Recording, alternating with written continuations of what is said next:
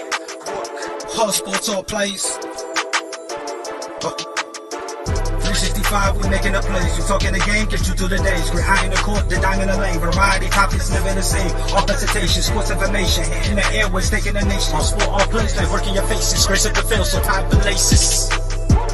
Hot sports all plays. Network. Hot sports all plays. Network. We on top of our game. Hot sports all plays. Hot sports all plays.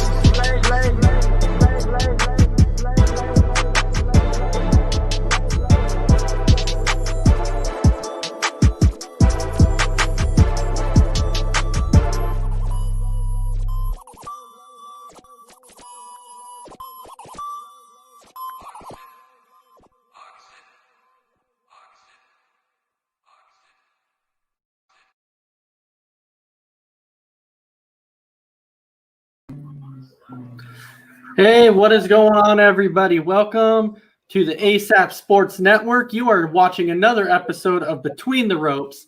I am Ace from the West Coast, and I am joined tonight by none other than, that's right, he goes by the Dragon Viper, and then, of course, the Sarge. How's it going tonight, buddy? Doing great. How you guys doing? Oh, man. I'm good. It's going to be another fantastic night, another fantastic show. I cannot wait for it. All right. So before we jump into our topics tonight, of course, we have a few little things we have to do, such as, our little housekeeping that we have to do. So the first thing that we're going to pull up here is our first sponsor, which is none other than Suzanne's Paparazzi Jewelry. Suzanne's Paparazzi Jewelry, 24/7 shopping available.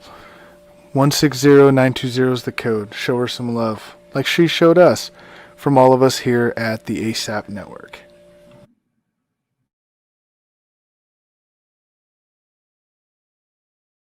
All right, so let me ask you, isn't that like one of the greatest advertisements that you've seen? Welcome, Suzanne's Paparazzi Jewelry. It's great. Oh yeah, absolutely.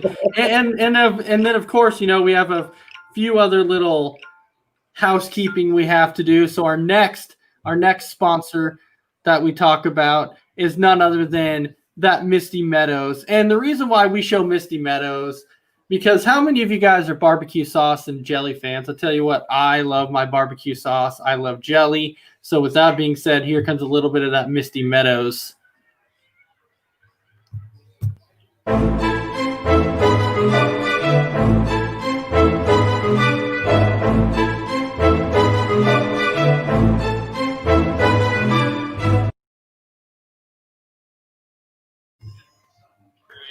There is that Misty Meadows, that patented best barbecue sauce around that you can possibly find, that best jam. And now let me ask you something, Dragon Viper. Are you a jelly guy?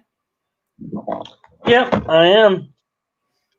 So let me ask you this. What do you think of this? Bacon jelly. Never thought of that, but that'd be interesting to try. Sarge, doesn't that sound delicious? Bacon jelly. Hey, I've had chocolate covered bacon. Anything with bacon is better. That's what I'm saying. Like, bacon is good with anything. Bacon is phenomenal. All right. So, of course, last but not least, our last thing that we have to do for our little bit of housekeeping is we're going to talk about those shirts. So for whoever wants to win one of those shirts, you can win a shirt in the easiest way possible. All you have to do is go in the comments, like, share, leave a comment, and then what we do when it comes to comments is we add them up at the end of the month, and if you have the most comments at the end of the month, guess what? You become that viewer of the month, and you are going to get one of those awesome free ASAP Network t-shirts, and we will get that to you ASAP. Now, you may ask and say, what if I can't hop on there and comment? Well, guess what?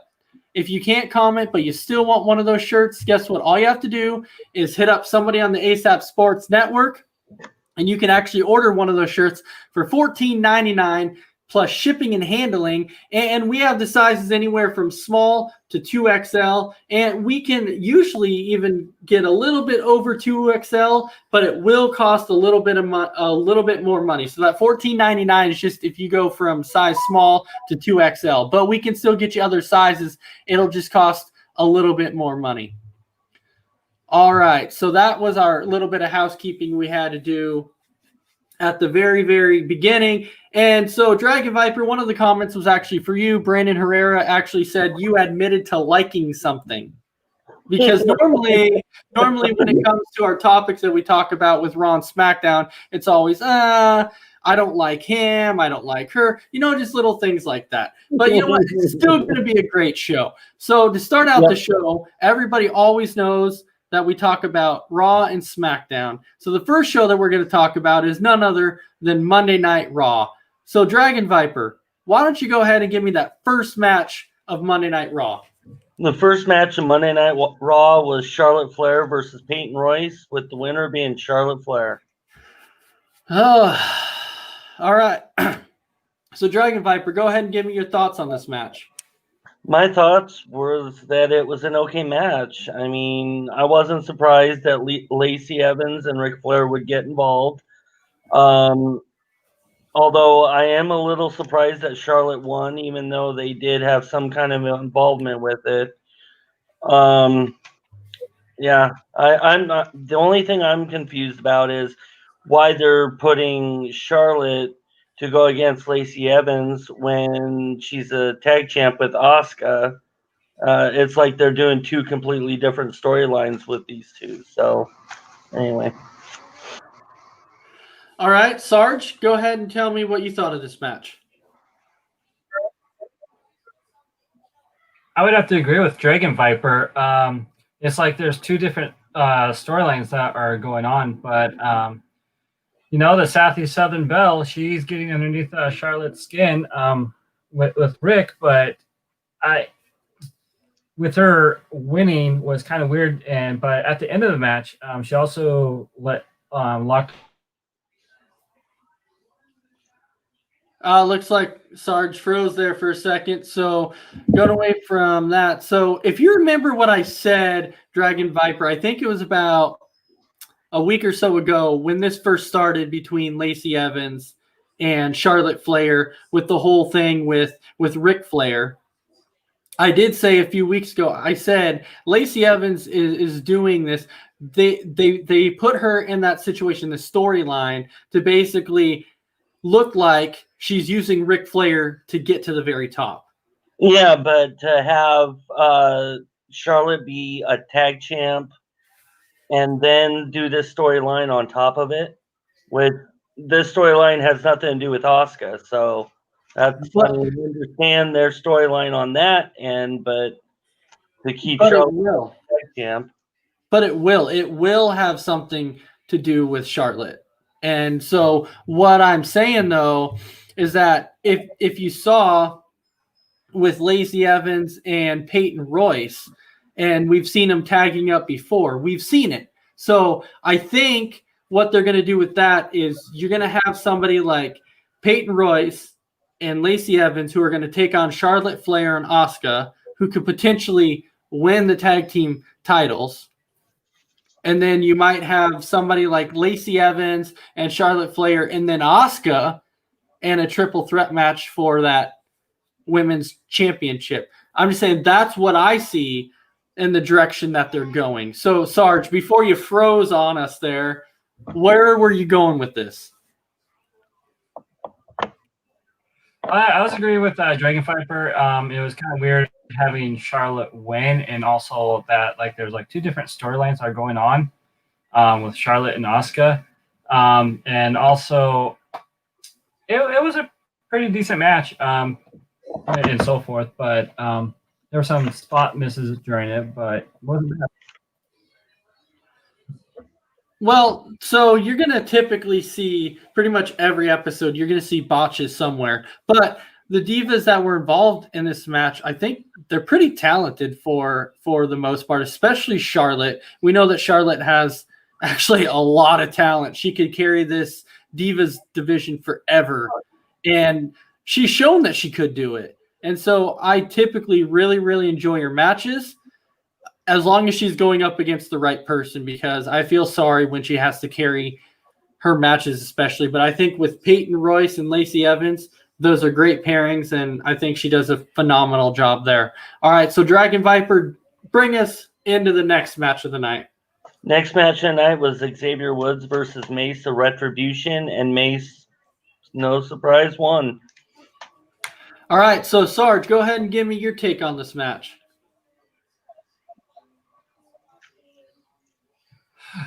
I gotta say, Xavier Woods looks weird without having a tag team partner. I will say that because he's been with New Day ever since he got in, pretty much. I don't know if WWE is going to try to take this if they're going to continue this as a storyline.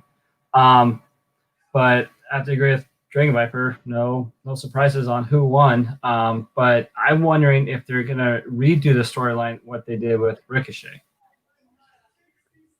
Well, I mean, I can see where you're going with that, because right now with Kofi being out and then Big E no longer in the picture because Big E's on SmackDown, so he's got to run a solo thing. And so they're going to have to figure out something that they're going to have to do with Xavier Woods, and this might be the thing that they might have to do. They might have to be like, we have to put him against a Retribution or somebody that they can try and get Xavier Woods to come and join their team. That could be something that we could potentially see, and that is something that I could see happening in the future. Will Xavier Woods join? I mean, probably not, but like we've been saying forever, if they want that New Day split, this might be a good way of doing it right here. This might be the right time to do it.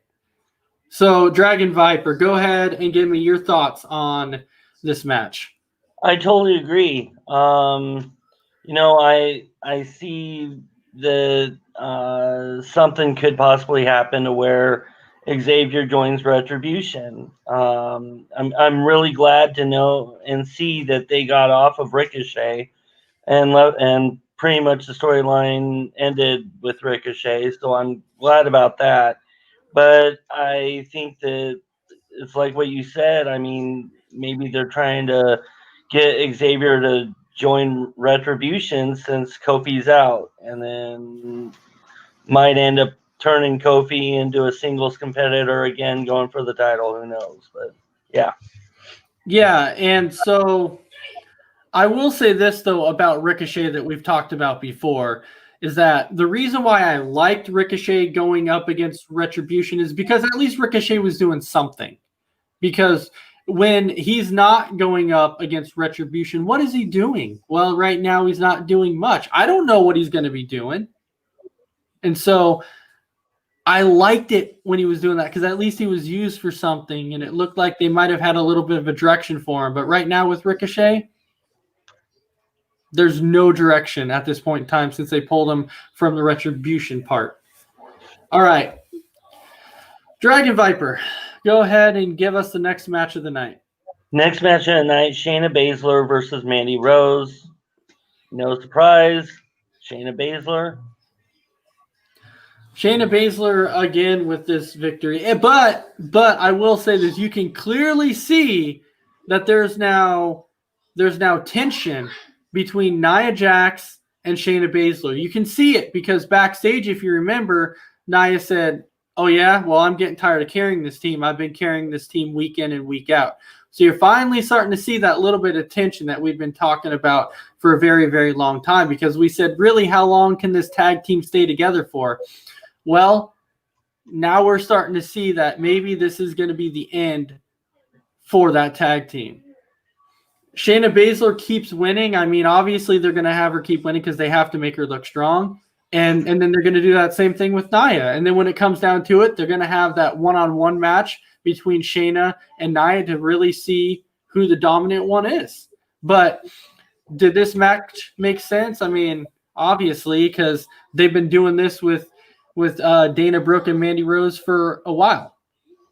But I don't know. I still would like to see Mandy Rose get the victory. I really, really would. I think it would have been funny to see Mandy Rose again get the victory, because then you could start to see the frustration on, I would say you could see the frustration on Shayna Baszler's face had Mandy Rose won again. You could clearly see it at that point. It'd been like, oh man, maybe it's not me. Maybe Nia Jax is a strong one. I don't know. That's just my personal opinion. But anyways, Dragon Viper, you go ahead and take it away and tell me what you thought. When I thought it was boring. Same match, same round of 4 every week, whether if it's, Nia and Mandy or, different combinations, but the same thing. I'm bored of it. The only good thing that came out of this match is what you said, that you're finally seeing the cracks in the foundation of the team of Baszler and Jax. And I would be interested into what, I would like to watch, Nia and Shayna go at it. That's the only thing out of this whole match. I mean, personally, I don't know if I really want to see them go at it, but, it's going to happen at some point. All right, so Sarge, go ahead and give me your takeaway in this match. I mean, they gave Dana Brooke quite a bit of showing because she faced Shayna a couple of times and actually got a win or two out of those matches. The match was kind of a little bit boring because Rose really hasn't been in a match in, I don't know, for 3 weeks, it seems like that. But I'm more interested, at the end of the match after where Dana dropkicked Nia into the ring post, and you could just continue to see that team just crumbling. Mm-hmm. Oh, absolutely. It's going to happen. You're going to see this team finally implode, and we're waiting for it. All right. Dragon Viper, go ahead and give us that next match of the night. The next match of the night was AJ Styles versus Ricochet, with the winner being AJ Styles. All right. AJ Styles. AJ Styles. I think we all know that we really, really like. I've been a huge AJ Styles fan for a very, very long time. Obviously, we saw that AJ Styles was going to get this victory, obviously. How would you not see it? Did you see it happening any other way? Really? No. It's AJ Styles, man. No. So, Sarge, go ahead and give me your takeaway in this match. I just want to know what WWE is trying to do with Ricochet. That's where, first of all, I want to state out is right there. And I actually enjoyed this match. It was fun. I loved it. How Ricochet was taunting Omos. And before the match, how Omos was talking to Adam Pearce, how tall he was. I thought Adam Pearce was a little bit taller, but I was wrong. And I just love the finish, how AJ Styles hurt Ricochet off the top rope, bouncing off into the Clash, which I thought was a pretty cool series for the finish of the win. Yep. So, Dragon Viper, you go ahead and tell me what you thought. I actually like this match. I honestly think that they're trying to, by putting Ricochet with AJ Styles, it's like what you said. We all knew that AJ was going to win. I think they're starting to, I want to say, bury Ricochet, because they have nothing for him. And then they put him against AJ Styles, which we all knew he was going to end up losing against. I say they're starting to, drop Ricochet slowly at this point. They don't have anything for him, and that's why I see. I will tell you what, though, this was actually one of my favorite matches of the night. And the reason I'm saying that is because you have a very, very talented AJ Styles, a very, very talented Ricochet, very. And so this is a match that I'll tell you, I would pay to watch this every night. These types of rivalries are the rivalries I want to see. Guys who can put on a great match night in and night out. But obviously with AJ Styles, with the face that runs the place, and and then if he was on SmackDown, you could sit there and say the house that AJ Styles built. But still, the point of it is that AJ Styles is still that guy, and AJ Styles has been that guy for a very, very long time. So was I angry that Ricochet lost this match? Absolutely not, because AJ Styles he's earned every single win he gets. He earns it because of who he is and how good he is in the ring. AJ Styles is just that good. He's that guy. All right. Ricochet should have won, but okay. All right, so Dragon Viper, go ahead and give me the next match of the night. Next match of the night was Hurt Business, Benjamin, Lashley, and Alexander versus Lucha House Party, Dorado, Metalik, and Riddle. And yet again, what do we see happen yet again? Same thing like every time Lashley wrestles. Yep, he puts them basically in the master lock every single time. And the ending is the same every single time. Now, we have also saw tension between the Hurt Business for a while too. And so I'm looking at that going, maybe these guys are going to split up at some point. Is it coming? I think it's coming at some point. I think you're going to see it. I think you really will see it. And then once the Hurt Business splits up, how about this? How about a triple threat? Bobby Lashley. I would have to take Bobby Lashley, obviously, and that's only because of the Hurt Lock. Now, mess around. You're coming out saying the Hurt Lock. I get what you're saying. We all know it's the Hurt Lock, but I'm not going to call it that because it's basically just the Master Lock, and we know it is. We know it's just the Master Lock. He just calls it the Hurt Lock, but it's the Master Lock. All right, so Dragon Viper, go ahead and give me your thoughts on this match. I thought it was a really good match. Huh? No, it's because of the athleticism and all the flying, high flying, especially from, the Lucha House Party. I'm kind of disappointed that they are looking like they're splitting up the Hurt Business between, Benjamin and Alexander, and then Lashley got in the middle of it and pushed Alexander out of the ring. But I'd rather, they not split them up, but I mean, that's my opinion. Other than that, I thought with the high flying and everything, it was a good match. All right, Sarge, you go ahead and you tell me what you think of this one.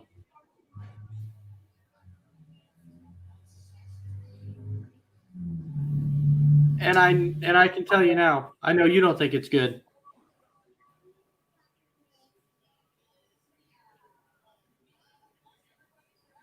All right, so looked like Sarge froze again, but I will. Okay, so we have a few comments that are coming up here. And so, Randy, this one's for you. Randy, did you even watch the match? That match sucked.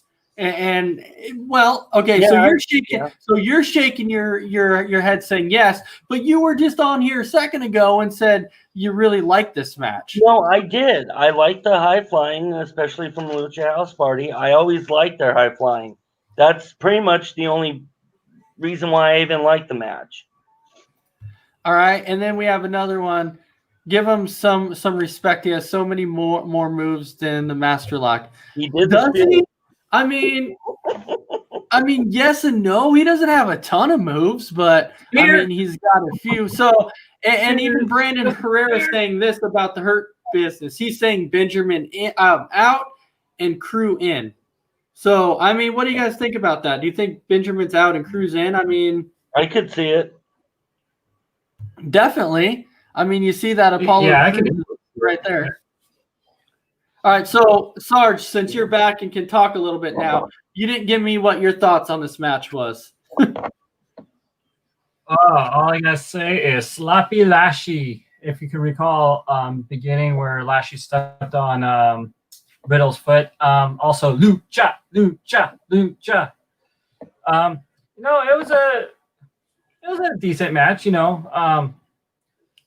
You could definitely see the tension with the hurt business, but that started once they even got the tag team titles. And I have to agree with Brandon Herrera. Like Benjamin is going to become the face inside the group, so it's like evolution.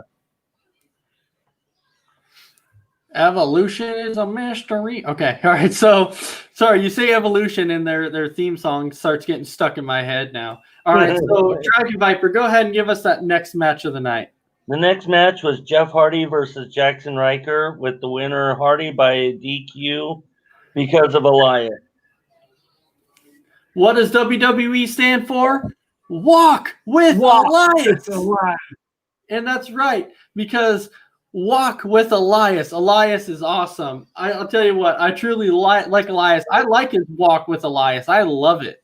But what did I think of this one? Another one of those matches that, oh man, I really want to see Jeff Hardy get that push, but at least he's wrestling every week. At least he's wrestling on a consistent basis. And we're finally seeing Jackson Riker wrestling a little bit, because if you remember at the very beginning when we were talking about it, we're like, when's this guy going to get in the ring and wrestle? And now we're starting to see it. Now he's getting there, and he's finally doing it. And that's what we've been waiting for so long. And I'm like, yeah, he's out there every week, but Jeff Hardy still has to be that guy. I mean, Jeff Hardy's been one of those high flyers forever that we just look at and we're like, man, this guy's a living legend. It's Jeff Hardy. But the way that this match ended, of course, in a DQ again, and I'm okay with that. At least Riker's not getting the pin over Jeff Hardy. That's the big thing, because I wouldn't like it if Riker was getting the pin over Jeff Hardy. No.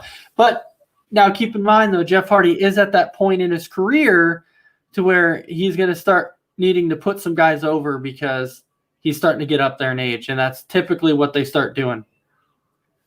All right, so Dragon Viper, go ahead and give me your thoughts on this match. My thoughts on this match, thought it was okay. I felt the same way. I felt that they didn't want Hardy losing by pinfall, and because Riker's new, they didn't really want him to start on a losing streak. So I felt that, by being pinned or submitted. So I thought it was an okay match. I like to see Hardy do more than put guys over, but again, my opinion, I feel that they're trying to figure out what they're going to do with Jeff Hardy, especially when they're putting him in different storylines, putting him with different people like Riddle. At least they're putting him on TV, but I feel that they still don't know what they're really doing with him. He's at that age, bro. He's at that age. He's going to start putting people over. And you know what? If you want to dream it, if you can truly believe that Jeff Hardy still has it and he can go out there and win a championship, this is all you have to do. All you have to do is believe. That's all you have to do. That's all you have to do is believe. No. All right. So Sarge, so go ahead and tell me your thoughts on this match. I will believe that this match felt a little bit rushed. It was an okay match. It was nice to see Hardy about getting the win. So Sarge, it looks like Sarge froze really quick, so we will wait for him to come back, and then he will. Oh, there he is. He's back. Yeah. It must be the internet connection. I love it. Yeah, you're good, man. So I was just saying, like, it was nice seeing Hardy about to win, then nothing really happened from it. It was a all right match. All right, Dragon Viper, go ahead and give me the next match of the night. The next match was the final match, which was Asuka versus Alexa Bliss, with the winner being Alexa Bliss. And you know what? This is kind of cool, though, because now we're starting to see the divas in the main events now a lot more. And to be personally honest, the reason why we're actually starting to see them in the main event more on the Raw side is because with Drew McIntyre being out, because you know that typically Drew McIntyre is in the main event because he's the champion. But since he's out right now on the Raw side, they're starting to do this a lot more. And I'll tell you what, this character for Alexa Bliss, this character is awesome. I love the way that she's doing this one. She has taken this character, she has taken the ball, and she has absolutely ran with it. I don't know if there's anybody else that could have pulled off this character as well as she has done it. There's no way. She has been freaking amazing with the way she has done this. This match was another one that I liked. And I think it's kind of cool how she could just shift just like that. You know, she goes from that sweet little innocent Alexa Bliss to bam, and then she's back to Sister Abigail. And you can see that look in her eyes, and then back again at the end of the match to where it's like, oh, I'm back to the same old Alexa Bliss that I was before. And so even I'm saying Alexa's character is pretty cool. I mean, how could you not like this character? Her character's awesome. It's great. All right, so Dragon Viper, what do you think about this match? It doesn't matter what you think. Oh, Right, whatever. Sarge, so you go ahead. Wow. All right, Sarge, you go ahead and tell me what you think. No. All right, Dragon Viper, I'm playing. Go ahead. Well, I just have to say it's interesting. You're right. Alexa is doing an excellent job at this character. I don't know. I mean, it's interesting, yet she acts evil and twisted and creepy, but it's still great. And I agree. I don't think any other diva or female wrestler could possibly do what she's doing right now. So. Oh, absolutely. All right, Sarge, so you go ahead and you give me a rundown of this match.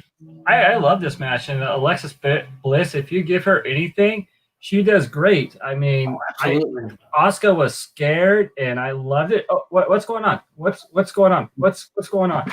All right, so he's losing his camera here, but let me tell you that. Okay, he's back. Ladder man.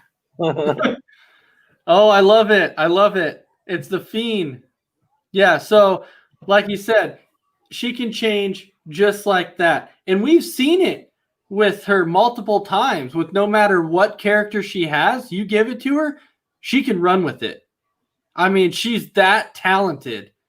To be perfectly honest, when she came out, like when I first saw her, I was like iffy, and I'm like, what is she going to be like? I don't know. And then once I saw her get her first championship run, I'm like, wow. I was like, she is going to be something special. And she has been super special, and she's been able to do it time and time and time. Personally, if you ask me, she's carried this Divas division for a very, very long time. She's carried it for a very, very long time.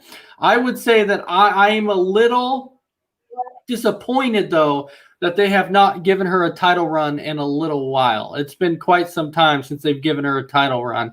But I think that they wanted to kind of pull her back a little bit, give her a different character to run with, and she's done an amazing job. So, Sarge, I'm sorry, I didn't mean to cut you off, so you can go ahead and finish. Oh, you got it. I got nothing else. That's a great match. And the Fiend came in, and I'm sorry, I can't help that. No, it's fine. It's fine because we see what's happening with the Fiend, and then Randy Orton, and then you see it with Alexa Bliss, and it's kind of going back and forth though. Like this is the first time you've seen Asuka involved with Alexa Bliss, so maybe, just maybe, this is starting to put her back in that title picture. You would have to think after her getting a win, you would think that this would have to. Totally creeped Asuka out. Right. Yeah, and so So let me say this: the wife knows me well because I talk about this all the time, especially when Alexa Bliss is wrestling. She always says, "If you had that choice, you would give Alexa Bliss the belt every week." You're right. I would put the belt on her every week until she deserved to lose it. And right now, she's showing me that she deserves to hold it for a very, very long time. All right. 100%. So that was the main event of Raw. So now we're going to jump to SmackDown Live. So Mr. Dragon Viper, you said you had this one written down for us. So go ahead and give us the first match of the night on SmackDown Live. All right, on SmackDown Live, we have the first match being Charlotte Flair and Asuka versus the Riot Squad, with the winners being Charlotte and Asuka. Well, of course. They're going to really only lose matches when WWE feels like they need to lose to a tag team that they can put up there in the title picture along with Charlotte and Asuka. And the Riot Squad, for as much as talented they are, because they are talented, but it was kind of interesting, that when you look at the Riot Squad, how they split up at one point and then they got back together again, and they're kind of picking back up to where they left off when they were originally the Wyatt Squad. They do, however, though, need to be in the tag team picture. They do need to be there because they are that talented tag team that could do it. And I like this match. I thought it was a great match, but I'm not shocked in the outcome at all with Charlotte and Asuka getting this victory.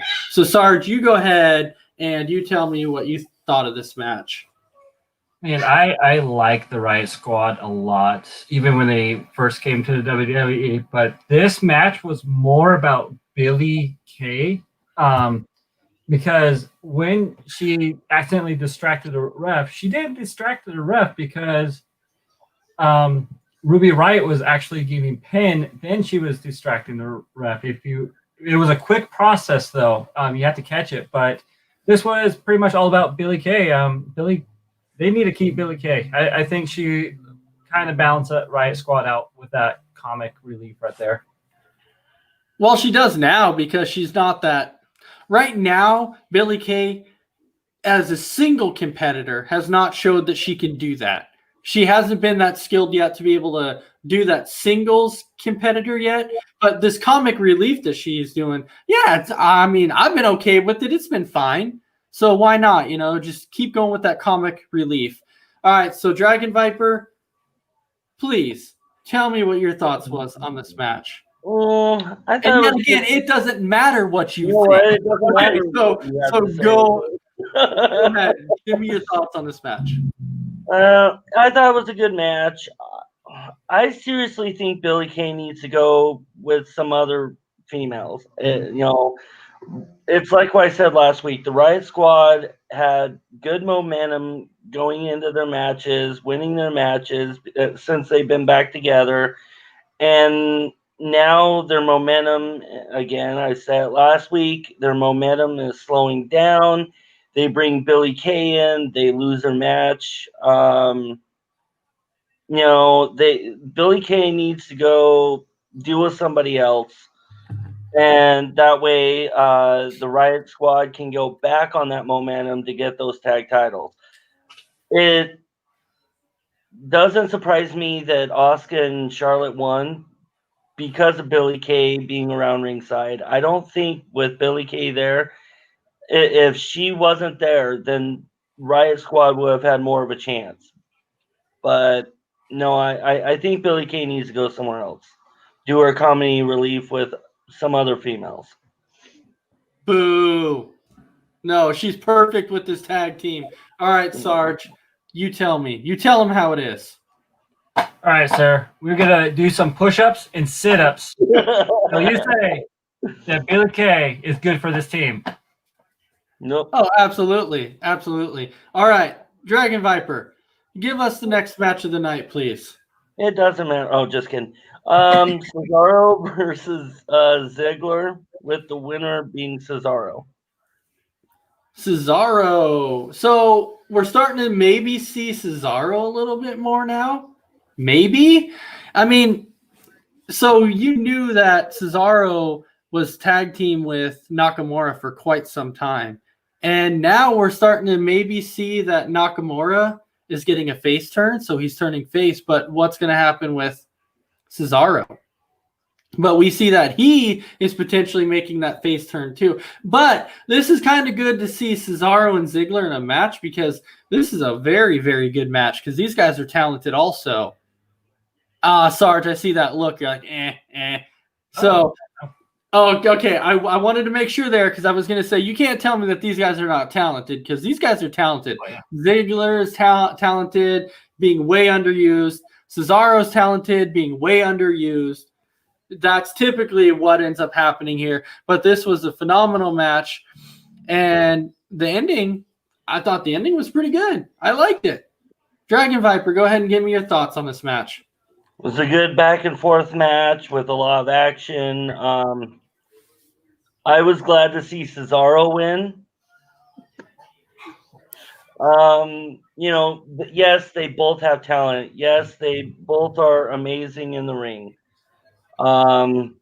But I would prefer Cesaro over Ziggler any day, especially right now. So, and I think it's just momentum building for the Royal Rumble for both of them. You know why? And I've said this multiple times. You know why you would prefer Cesaro over Ziggler? It's because of the simple fact that a lot of people don't like heels. But I'll tell you what. Ziggler makes a fantastic heel. I don't care if he's face or heel. He's fantastic anyways. So, and with the talent that Ziggler has, there's no way.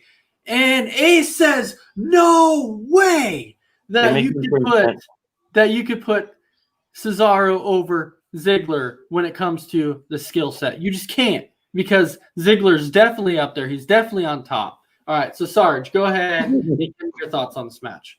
Well, first, I want to look at Will Polson's comment. Could Cesaro win the Rumble? I think he could be a wild card that can do it, actually.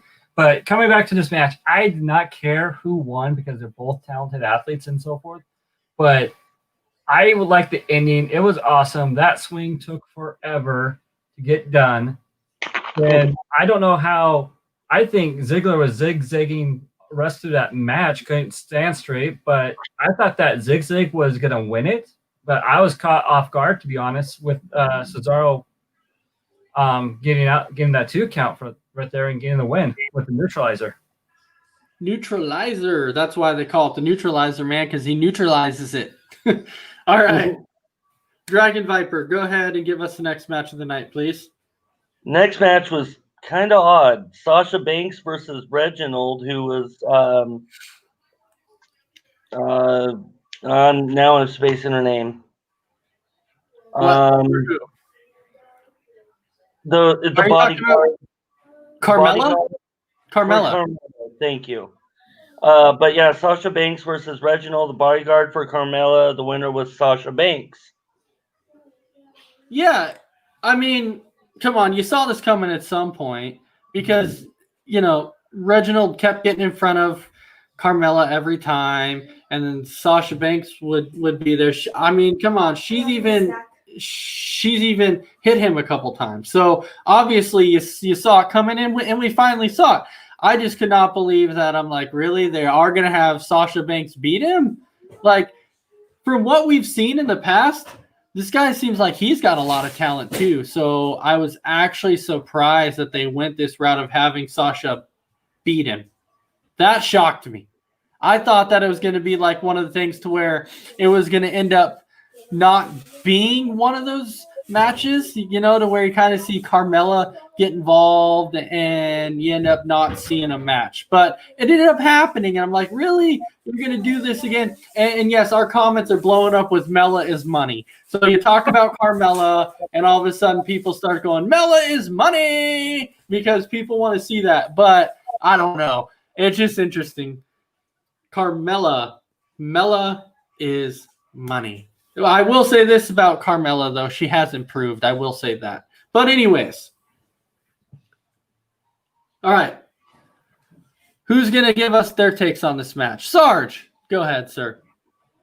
All righty. Mella is not money.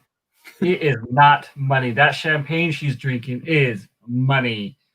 So with the match, the aerobics were pretty cool to watch and so forth. I kind of figure Sasha was gonna win it because it's Sasha Banks. Can't count her out against this guy. So it was an okay match, but I just I enjoyed the acrobatics during it. Dragon Viper. I thought it was an okay match. I'm actually surprised they put a male versus female match again. I know there was an issue with it a long time ago, so they tried getting around that. But I'm glad to see something like that again. Surprised that Sasha even won, but it also shows that Sasha can wrestle even against the guy. Definitely proved me wrong that Sasha won. Can we finish with a little Mela is money? No. No. Okay, you're good. But Brandon Herrera actually left a comment though that said, "Better smoke show, Mela or Rose?" Mela. I don't know. All right. Mela. All right, Mr. Dragon Viper, go ahead and give us the next match of the night. Big E versus Apollo Crews for the Intercontinental title. Crews won by disqualification from Zayn. All right. Dragon Viper, tell us what your thoughts are on this match. That was a good physical match. It would have been better if Zayn wasn't there during the match or interfered. It's better that Zayn isn't even on TV, honestly. I can't stand him. And my thought is he's no longer champion. He needs to go do something else and go away. Other than that, it was a good match. I really liked it. So.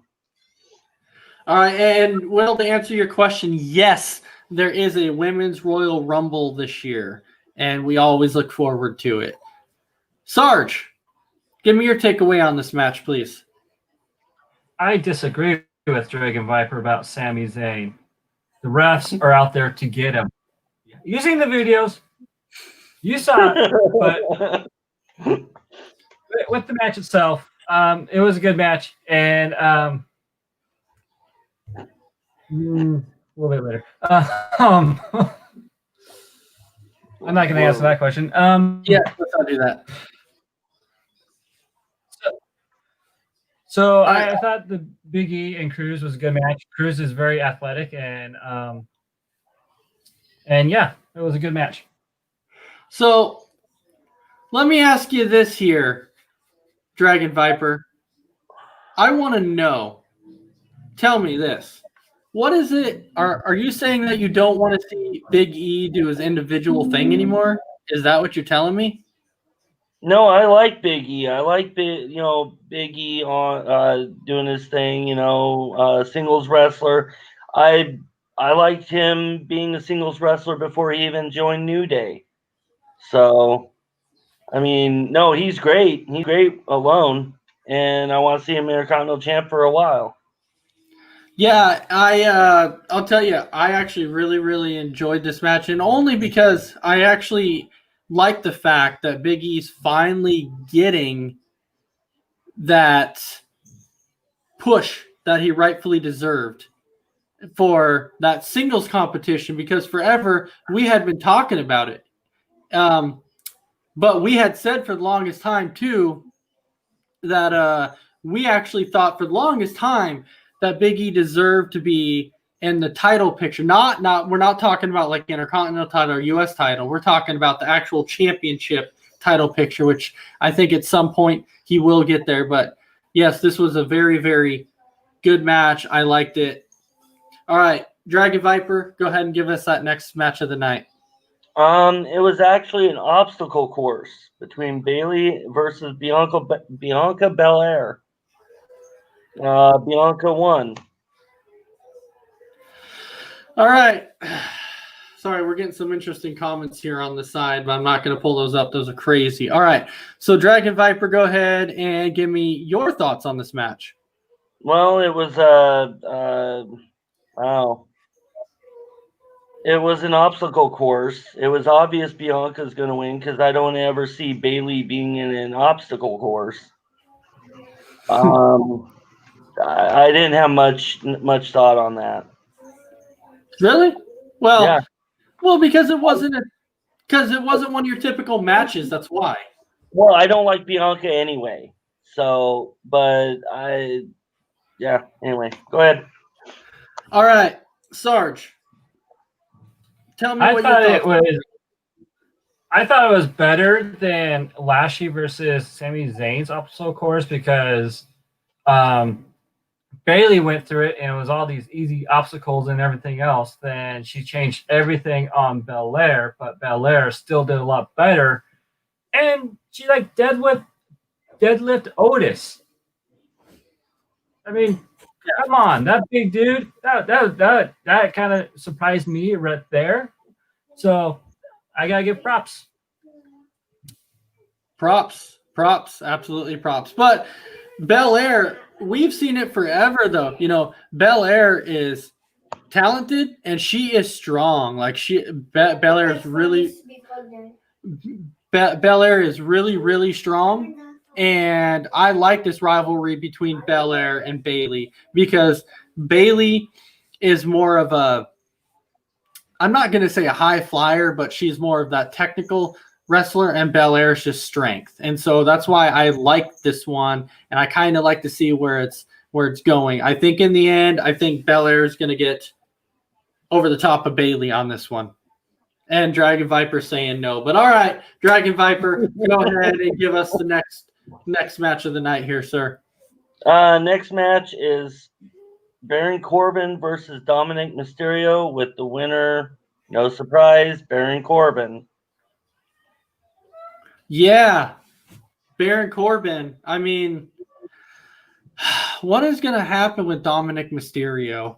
It just, the interesting thing that I'm not sure exactly, you bring him up and then you start thinking that they bring him up to the main roster to give him a push, give him a run or something, but he's not getting it. I don't know what they're going to do with Dominic Mysterio.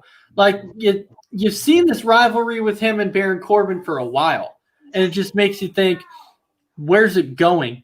And we've even said before that maybe Dominic Mysterio ends up turning on the family, on the Mysterio family. Maybe he does it. I don't know.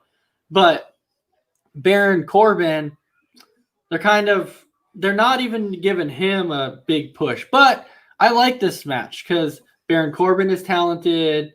Dominic Mysterio, I'm still a little iffy about. I still need to see him a little bit more. But hey, in the end, it was a good match. Congrats to Baron Corbin. So, Dragon Viper, go ahead and give me your thoughts on this match. Oh, my thoughts on this match. Boring. I don't like Corbin. Never have. Unlike Mr. Mess Around, I have never really liked Corbin. And I'm bored of the storyline. I want to see either Dominic leave Ray, or Ray leave Dominic, or I just want to see the storyline end between Corbin and the Mysterios. I'm bored of the whole storyline with that. So it looks like we're right here again to where we're on the Dragon Viper hate night again. Because it's like every single week, like match after match, it's, I don't like this guy. I don't like this guy. So we're again on another Dragon Viper hate night. All right. I've mentioned who I've liked, so your likes are not even compared to your dislikes. I'll tell you that now. Like, your likes, I can probably fit on one hand, as opposed to your dislikes. I don't know. I have to use my hand, my toes, count the hairs on top of my head, my beard hair. I don't know. All right, sorry. So go ahead and tell me what your thoughts was on this match. I don't know why Dominic is even in WWE right now. I think he was pushed way too soon coming up. I I didn't care for the match, but I'm kind of happy that Baron Corbin got the win. I do like Baron Corbin. I think he's a good wrestler, and I have to agree with Mess Around. He needs a little run. Oh, Baron Corbin, absolutely. He deserves it. He's been there because if you remember, he was one of the ones that won Money in the Bank and then didn't do anything with it because they didn't give him the chance to. They made him lose it before he could cash it in and win a belt. So it's like, oh, congratulations on that one. Good job. You made another guy who has talent throw his title shot out the window for absolutely nothing. So congratulations on that one. All right, so Dragon Viper, what was the next match of the night? The next match was the main event, and this was really strange. It was supposed to be Adam Pearce versus Paul Heyman. Mm-hmm. But, Paul Heyman ended up faking that injury, which I will tell you this. If you did not think that was going to happen. Oh, I know.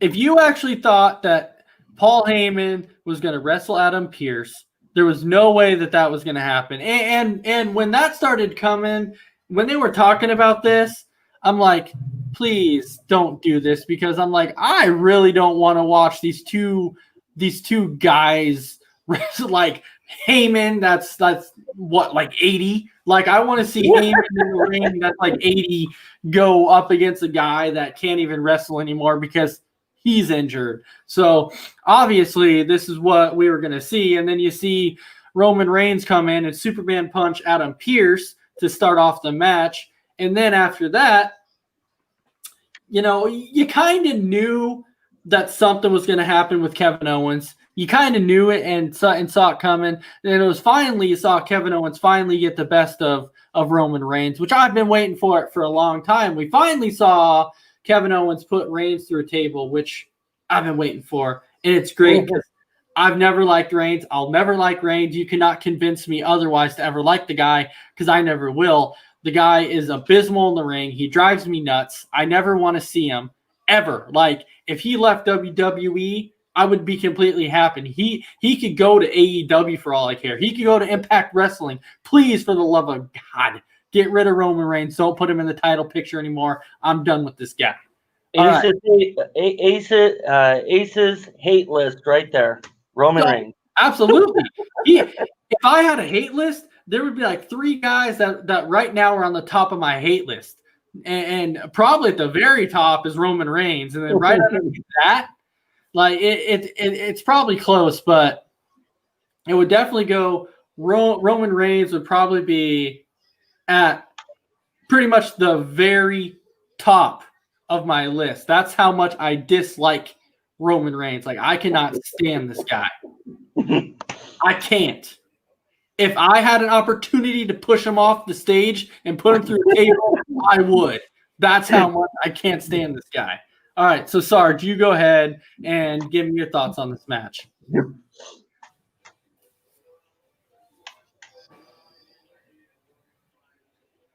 Did he freeze on me? Okay. Yep.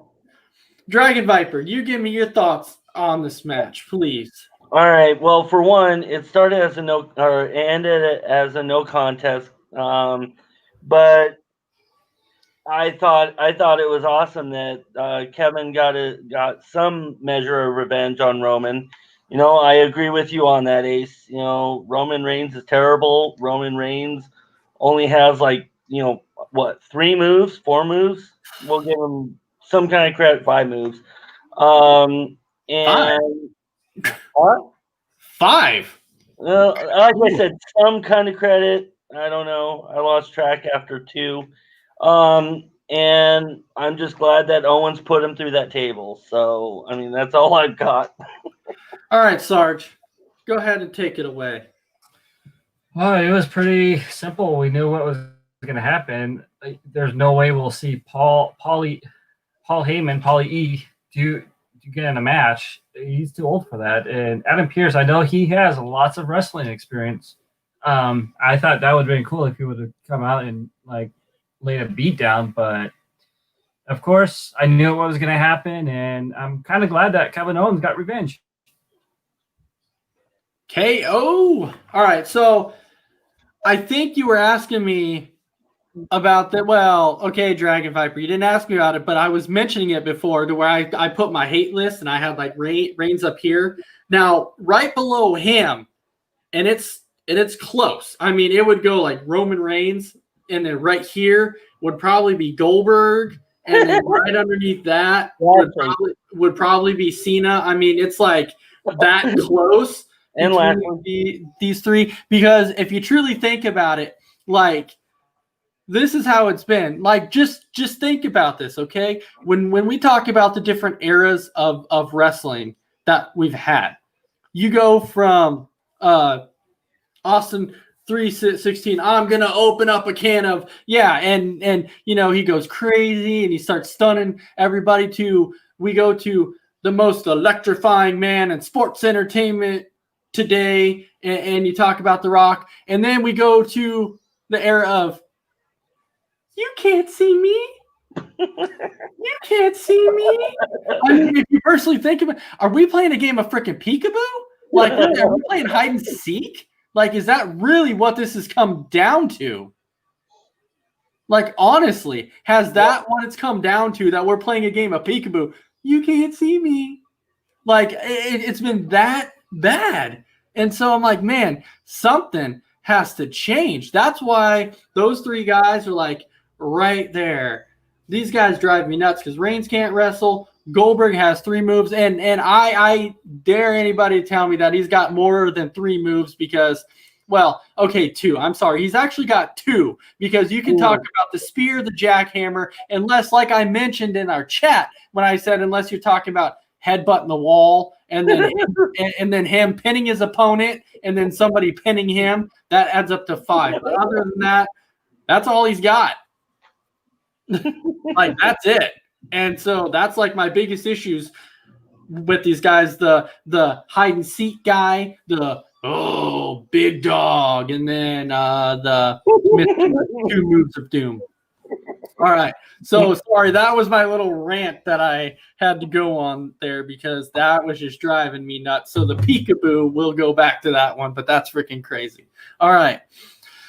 So that was our breakdown of Raw and SmackDown, but now we can actually jump into our 3-count topics that we like. And we actually have some great topics tonight on our 3-count topics. And our first topic that we're going to actually talk about is we're going to actually give out our 2020 awards, who we believe was our best male athlete of the year, female, or I should say diva. So we'll go male, diva, and then we go our tag team, and then we go our rookie of the year, and then we even go to our best match. And so, Sarge, I'm going to go ahead and start with you. I'm going to ask you, for your award, for your 2020 award, who gets the Superstar of the Year award?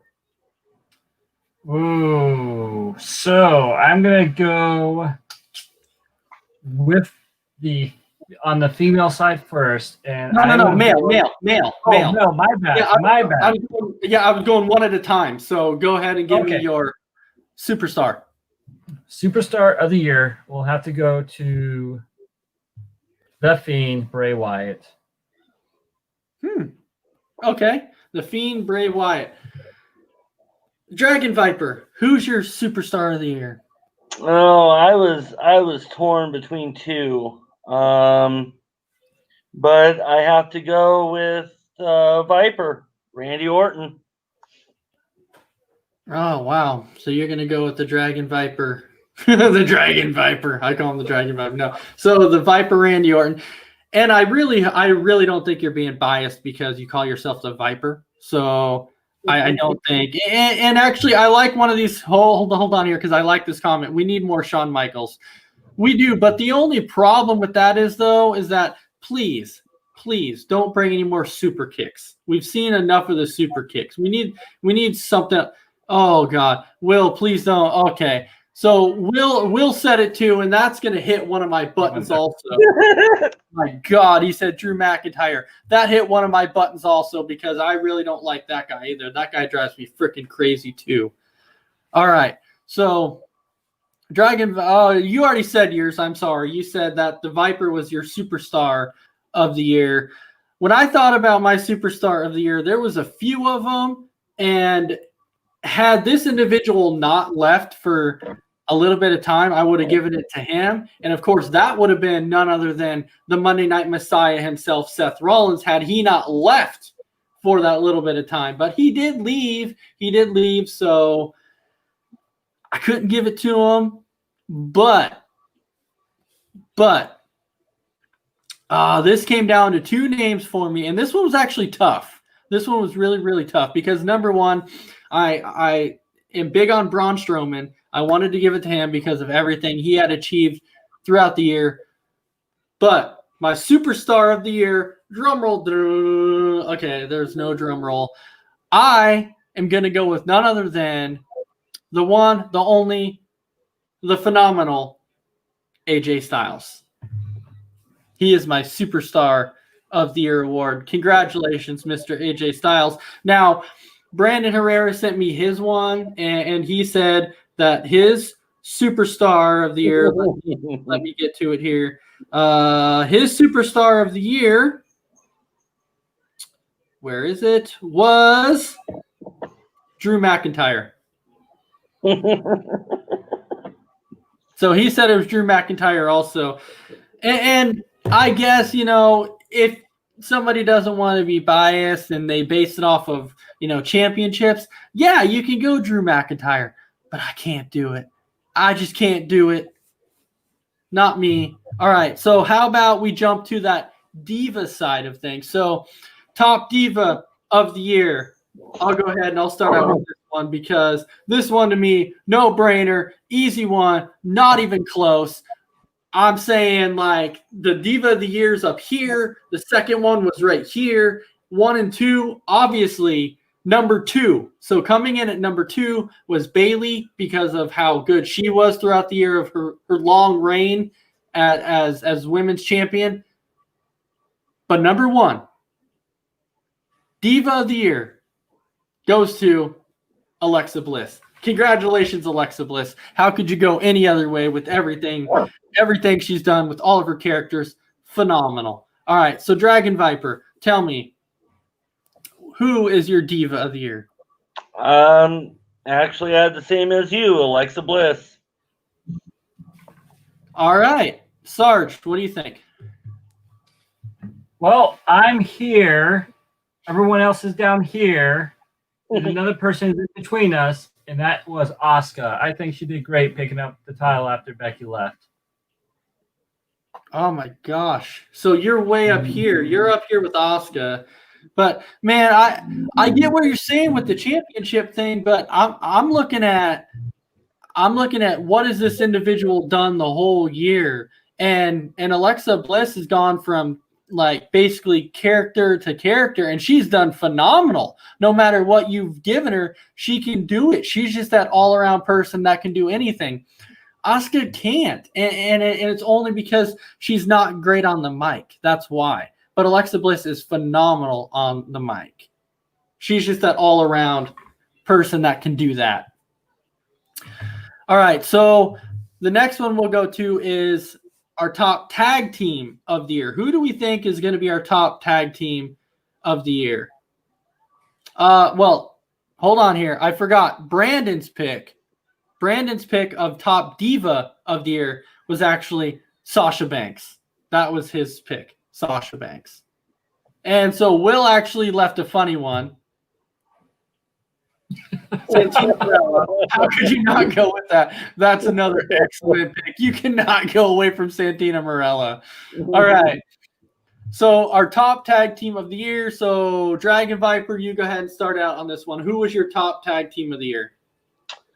I'm probably going to get some disagreements out of this, but I'd have to say Sasha and Bayley. Boo! Knew it. For anybody who's watching this show, I definitely apologize for what Dragon Viper had just said. All right, so Sarge, you go ahead and tell me your tag team of the year. The only team that deserves a spot is the Street Profits. Come on. Oh, the Street Profits. Oh man, that's tough. The Street Profits. I know They've done so good this year. They really have. It's hard not to give it to them. It really is. How about the B team, bro? Like they rise above all. They came up. B team. But I'm gonna give you my tag team of the year, and this one might. So Will saying Retribution. Okay, so tag team of the year. I really enjoy this tag team. I like it because I'm gonna go with the one. Don't wait. Did he just say Retribution or Hardy Boys? What? All right. All right, but tag team of the year, I'm gonna go with Hey Ho Ho, Miz Morrison. Hey Ho Ho. I had to change it up. Everybody's going with the Street Profits. I had to change it up. But Brandon Herrera also said the Street Profits too. Like that was his pick. So I need to change it up a little bit. So I'm saying Miz and Morrison. I need to give them a little bit of credit. And Will, how can you give it to the Hardy Boys? They haven't been a tag team this year. So you can't give it to the Huh? 2 different promotions. Yeah, so you can't give it to them this year No, because bros, not brothers. oh, or Hardy boys, Bros. not bro- Hardy you know. Bros. Oh, okay. Yeah. No. But that's this year, though. Hardy Bros is this year. Yeah, but well, I think they did it in this. They were out in like December or something like that. So for like a month. But anyways, Will said he was just joking. He was making a joke. So No, it's he all wasn't. good. No, Will did. It's all good. It's all good. All right. So the next one we have is who we believe was the rookie of the year. There was a lot of talented rookies this year, a lot of talented ones.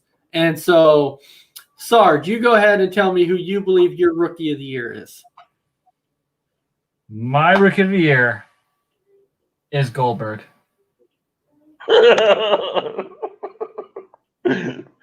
I apologize for you guys. Yeah.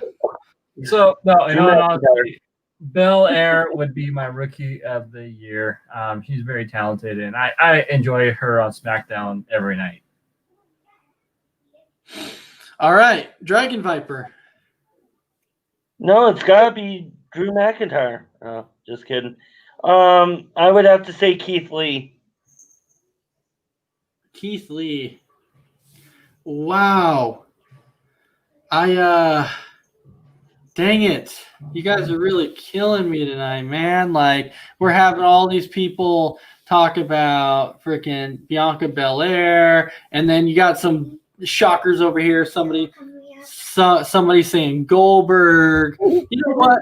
For the heck of it, since you're going with Goldberg and you want to do that, you know what? I'm going to say my rookie of the year is definitely going to be none other than Hornswoggle or Triple H. Yeah, how could you not? Okay, so I'm just kidding. Okay, so my rookie of the year, I'm going to obviously go with Bianca Belair also. I think that she's kind of that given choice that I think everybody would go to because she's definitely earned that rookie of the year status. And the rookie of the year for Brandon Herrera was actually Bianca Belair also. So congrats on Bianca Belair for the straight sweep of rookie of the year. No. All right. So how about we look at the best match of the year? And I'll tell you what, there was some fantastic matches this year. It was hard to really choose one because there was some really good matches. But Dragon Viper, I'll go ahead and I'll start with you. What was your match of the year? WrestleMania 36 Boneyard match, Undertaker versus AJ Styles. You know what's funny? Brandon Herrera had that same match too, the Boneyard match. One of the greatest. All right. Sarge? Ooh, you went with the bow. I am going to have to say the match of the year went to Daniel Bryan and Drew Gulak for the Elimination Chamber. Ooh. Yeah. I can't deny that. That was a good match, but why everyone's sitting here talking about how good these male matches were, what about some of these diva matches? There were some good diva matches out there too. You have Bayley and Sasha Banks. They had some good matches. You talk about Sasha Banks and Becky Lynch. That was a great match too. You have Asuka and Charlotte. Those were great matches. So The Money in the Bank. huh? The female Money in the Bank ladder match. Absolutely. Absolutely. So why everyone is picking on the male side, I'm gonna go on the diva side. And if I had to pick match of the year on the diva side, I'm gonna go with Becky Lynch versus Sasha Banks versus, don't forget the triple threat when it was Bayley, Becky, and Sasha. That was probably the match of the year. That was incredible because you have three of the top divas going at it in a match. That was phenomenal. So I had to go with the diva side just to kind of give them a little bit of props out there. And of course, Will wanted to put a funny match out there. So Lashley versus Slapjack. Otis, Strowman, and Keith Lee versus a pizza buffet. I like it. I like that. All right. So that was all of our. That was all of our awards. Sorry, I couldn't think of what the proper word was. Yes, but all of our awards. So now we can jump into who we think is going to be some surprise entrances in the Royal Rumble this year. So, Sarge, I'll go ahead and start with you. Who do you think is going to be some surprise entrances that we might see in the Royal Rumble? That we might see in the Royal Rumble. I am on the women's side. I'm gonna say Trish Stratus and Lita, and on the men's side, definitely gonna see Braun Strowman coming out back, Seth Rollins, and Edge. Oh, I'll tell you what. You ended up taking one of mine, which one of mine was none other than the Monday Night Messiah, Seth Rollins, because I think everybody knows that that's why they pushed him back, because everyone's like, okay, now we're going to have him be a surprise entrant in the Royal Rumble. That's how we want him to come back. And so I think everybody was waiting for that. And then on the female side of things too, you could probably say maybe Becky Lynch. She might be one of those surprise ones that might show up in the female Royal Rumble. On the male side, you do see, you kind of sometimes see older individuals, but it was interesting how, for me personally, sometimes when they do that, I don't personally like it because I think it's a waste of a slot. If I'm talking about when they bring in some of these older guys and say, you bring out like a Doink the Clown or somebody like that, to where obviously you're like, okay, that's great. He's in the Rumble, but he's not going to last long. And so you're like, why are they wasting a surprise entrant on this? But if I really had to look at some surprise entrant right now, I mean, number one is Seth Rollins. Then you're going to probably seeing Edge. He might be there, or we're talking about maybe the other Uso, maybe Jey Uso, maybe, I don't know, maybe he'll come back and surprise some people. And then of course on the diva side, because we see it every year, you see a Lita, a Trish Stratus, a Molly Holly, and then you'll probably see a Becky Lynch. She'll probably come back at that point. Brandon has some of his. So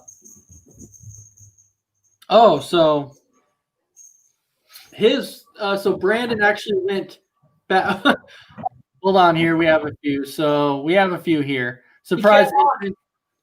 Conor McGregor. He can't walk. the Spartans, and John Cena. He's also got Becky Lynch. Sorry, not Cena, but he's also got CM Punk, Seth Rollins, Jared Goff. Oh. No. Let's not get going on the Jared Goff thing, please. All right. So Brandon actually went a different route with this, and he said that some of his surprise entrances of all time were Beth Phoenix in 2010 when she threw out Khali. Ronda Rousey in 2018 shows up after the Lady Royal Rumble and points at the Mania sign. AJ Styles in 2016, and then you have Mick Foley in 1998 entering as all three gimmicks. That was kind of funny. That was nice. And then you have Edge in 2020. So with AJ Styles, I don't know if really anybody was expecting that, and it kind of just happened. But I will say that Mick Foley gimmick when he was all three of them, that was funny. I actually enjoyed that. That was kind of funny. Will we see that with The Fiend and Bray Wyatt then? Potentially, you potentially could. And could you see that? And could you see it with Alexa Bliss too? Mm-hmm. You very well could see it with Alexa Bliss. All right. So then we come to our high flyers, our top 5 high. You didn't get mine. Huh? You didn't get my list. All right. So our top 5 high flyers of all time. I'll go ahead and I'll give you Brandon's list really, really quick here. So he's got KO, Montez Ford, Kalisto, Ricochet, and Jeff Hardy. Now, I will tell you, there is quite a few high flyers that he left off that list that I'm actually kind of surprised about. And number one, now, when it comes to my top 5, I think some of you might actually be surprised. One of them that I have in there. But, of course, I did put in like AJ Styles. How could you not put him in that list? Because he's just phenomenal like that. He's always been talented. My top 5 also, I also have the one, the only, here comes the money. Here we go. Here comes the money. Shane O'Mac, because everything that he's done, like that dude takes leap after leap after leap. I mean, you've seen him jump off the Titron. You've seen him jump off the cell. I mean, you've seen him jump as high as he possibly could off the top rope. I mean, this guy was phenomenal. Oh, Dragon Viper, did I miss your surprise entrance in the Rumbles? That's what I was talking about. My bad. I read Will's comment, and yeah. So, all right, Dragon Viper, you go ahead and give me your surprise entrance in the Rumble there. So now, before I do this, is it surprises for this Rumble or previous ones? Whatever, it doesn't matter, man. Like, it really doesn't matter. Whatever you have, just roll with it. All right. So, for the previous ones, I have Adam Cole. Number 4 was El Torito in 2014. Just for you, Ace. Number 3 was Drew Carey. Number 2 was all 3 personalities of Mick Foley. And number 1 was Chyna in the Men's Rumble. Yeah, I mean, if you want to look at that, you could say that too, but you can also look at what other diva entered in the men's Rumble. It was Nia Jax. It was Beth Phoenix. I mean, we've seen a few divas jump in the men's side of things. But okay. Now we'll jump back to what we were talking about before with our top 5 high flyers of all time. You have AJ Styles. You have the one, the only Shane O'Mac. Jeff Hardy was that high. You have to get at least the Hardy Boys in there because of the ladder matches that they basically created. Like the ladder matches would not be, or I should say the TLC matches would not be the same without the Hardy Boys. The Hardy Boys, Edge and Christian, and the Dudleys were the ones who made those TLC matches. But the Hardy Boys were the ones who took the biggest risks in those matches. So that's why I definitely put Jeff Hardy in that as one of the top high flyers of all time. Now, the other two were kind of tough because there was so many other options out there. I mean, there's so many to go off of. But, I mean, you could go back as far as the Attitude Era, and you could think about that. But there was just so many. It was hard for me to do 5. It really, really was. And so, oh, man. I really don't want to only do 5 because I don't really have a favorite 5, but I'm just going to throw out 2 more that I like that are currently there right now, which is Seth Rollins. I think he's a great high flyer. I like him. And then obviously you have Dolph Ziggler. He's talented in that aspect too. But that's just 5. I mean, I could honestly go on and on and on. Yeah, you do have Evan Bourne. You have a Shelton Benjamin. Yeah, so all right. So Dragon Viper, you go ahead and give me your 5. My top 5 is number 5, John Morrison. No, he's really good, a really good high flyer. Number 4, Ricochet. Number 3, Rob Van Dam. Mm-hmm. Number 2, Sabu. And number 1, Jeff Hardy. I mean, because when you think about these lists too, you could put Kofi Kingston on there. You could put man, it's so hard because I feel bad for making a list like this because there's so many guys that you're leaving off the list that you can't really say who's top 5 and who's not. It's so hard to do that. But with all that being done, Dave Esparza actually had his list going for us here. So I'm going to scroll up to get to his picks quick that I didn't even see, but I guess he did. He left them in the comments, and my apologies, Dave Esparza. I did not see that you actually put them in the comment. Had I saw you put them in the comment, I would have went with it. But for some reason, I don't know why, I can't seem to find them in the comment. So I apologize for that. And yep, I can't find them. So my apologies, buddy. All right, so Superfly. No, did I skip your high flyers there, Sarge? Haven't got to me yet, sir. All right, go ahead. I was trying to find Dave's picks, but I could not find them. So Sarge, you go ahead and give yours. I could not find Dave's. All right, so we went with high flyers and risk takers. I kind of went on the risk taker side at my number 5. It had to be Mick Foley with that one. Falling off the cell, being power bombed through the cell or choke slammed through the cell. I mean, that cell was not built to be on top of in the first place when that first match happened with that. So there's that. My other one will be Lita. Her interest led the revolution of females being inside those extreme type matches.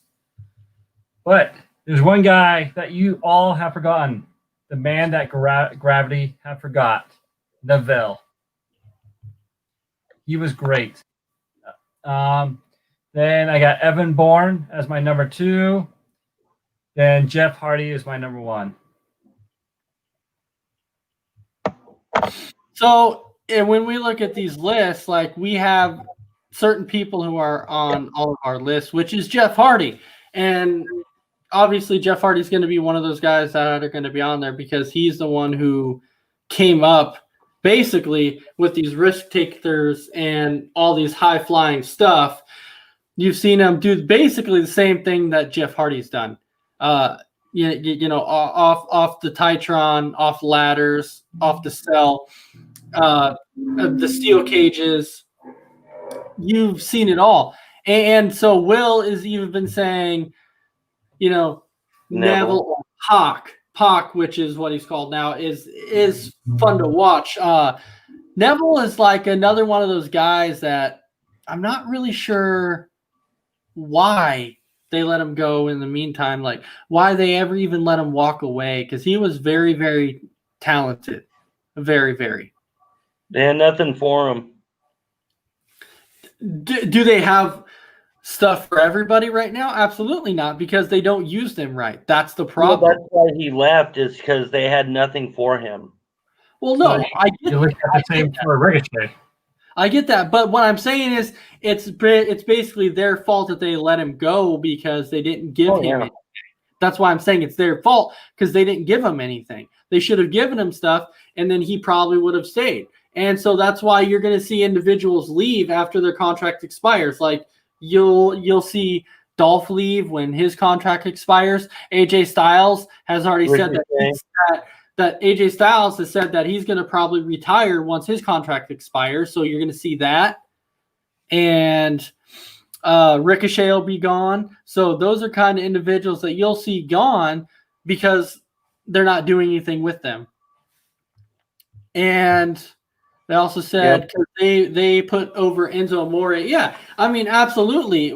And the thing is with Enzo Amore, he couldn't really wrestle. And they put him as the 205 champ, which to me, I'm like, are you kidding me? You're going to do that? And this guy can't wrestle. I mean, everybody liked him because of who he was with, because they thought that Big Cass and Enzo was this awesome tag team, but we know how that was. Big Cass wasn't even that good. I didn't even like him. But that's pretty much what that tag team was. When you look back at those tag teams that were formed then, at the same with Enzo and Big Cass, look at those tag teams, and we can even say who's no longer there. You have the Vaudevillains. They're no longer there. They're gone. They were around for like a short amount of time. The Bludgeon Brothers, rest in peace, Luke Harper. They're no longer there. Revival, they're no longer there. AOP, like they're no longer there. There's so many of them that are out there that are no longer there because there was just nothing for them and they were misused.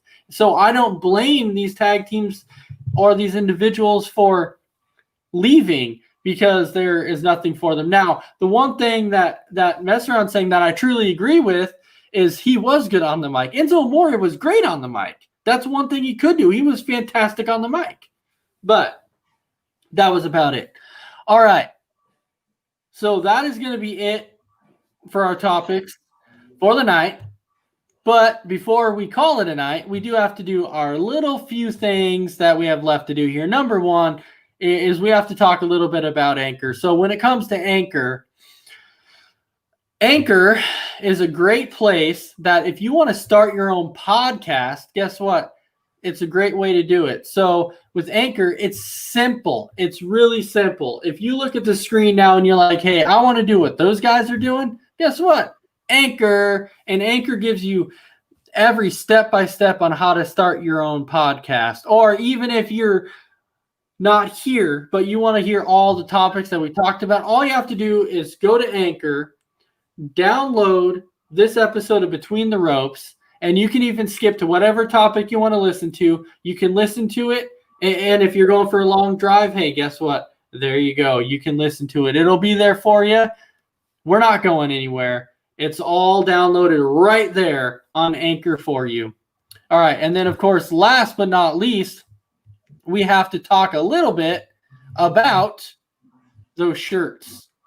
So, Sarge, tell me, how can somebody win one of those free ASAP t-shirts?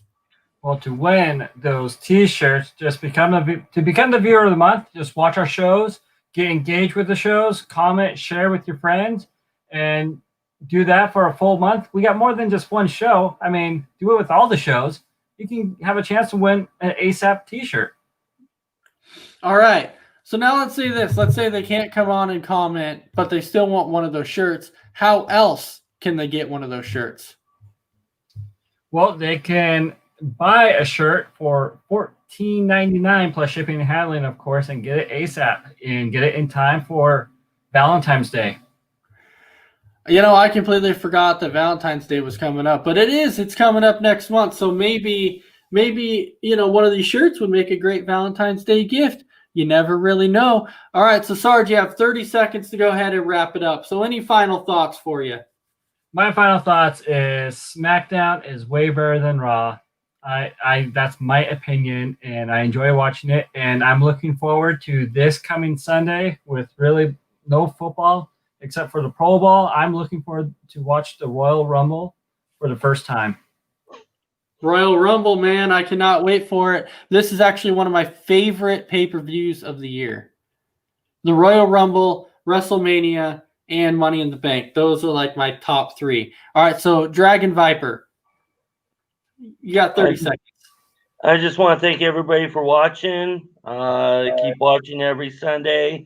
Like, share, and comment on these videos. And I just want to say that the Royal Rumble is my #1 favorite. And everybody have a good night.